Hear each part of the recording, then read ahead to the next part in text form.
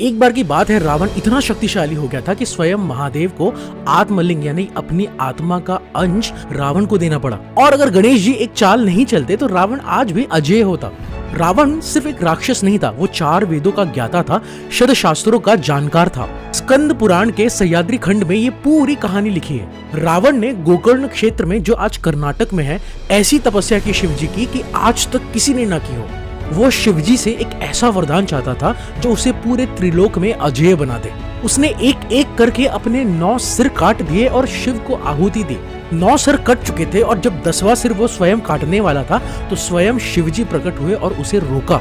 शिवजी इतने प्रसन्न हुए कि उन्होंने पूछा कि मांगो वत्स, क्या चाहिए तुम्हें? रावण ने मांगा आत्मलिंग। आत्मलिंग कोई साधारण शिवलिंग नहीं था, ये शिव की आत्मा का एक मूल स्वरूप था, उनकी कॉस्मिक एनर्जी का फिजिकल मैनिफेस्टेशन था।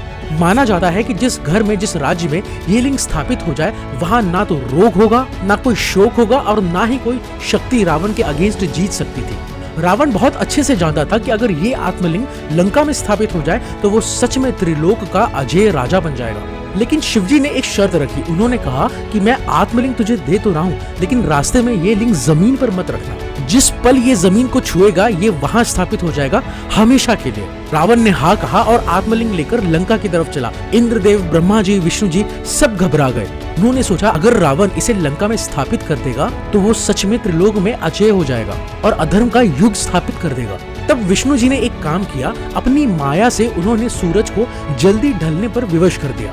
संध्या काल जल्दी आ गई और रावण एक राक्षस होने के बावजूद एक नियम का पक्का पालक था, संध्या वंदनम यानी कि शाम की पूजा।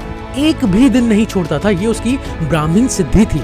रावण गोकर्ण के पास पहुंचा, सूरज ढलता हुआ देखा, संध्या वंदनम का वक्त आया और रावण हाथ में आत्मलिंग लेकर पूजा नहीं कर सकता था, लेकिन जमीन पर भी रख नहीं सकता था। तब वहां एक छोटा ब्राह्मण बालक आया जो एक्चुअली गणेश जी थे। रावण ने उन्हें कहा कि ये लिंग पकड़ो, मैं पूजा करके आता हूँ। बालक ने कहा कि ठीक है, लेकिन मैं तुम्हें 3 बार आवाज दूंगा और 3 बार आवाज देने पर भी आप नहीं आए तो मैं इसे जमीन पर रख दूंगा। रावण मान गया, वो संध्या वंदनम करने लगा। बालक ने यानी कि गणेश जी ने 1 बार आवाज दी, 2 बार आवाज दी और तीसरी बार आवाज दी। तीसरी बार आवाज देने के बाद भी जब वो नहीं आया तो बालक ने यानी कि गणेश जी ने उस आत्मलिंग को जमीन पर रख दिया। जब रावण पूजा करके वापस आया तो आत्मलिंग जमीन पे स्थापित हो चुका था। रावण ने पूरी शक्ति से उसे उठाने की कोशिश की, इतनी जोर से खींचा कि उस लिंग का एक हिस्सा टूट गया और आसमान में जाकर गिरा। वो जाकर सूरत काल में गिरा, एक टुकड़ा धरेश्वरा में गिरा और एक टुकड़ा गुणवंटेश्वर में गिरा। और जो मूल लिंग था वो आज भी गोकर्ण में स्थापित है, महाबलेश्वर टेम्पल के रूप में।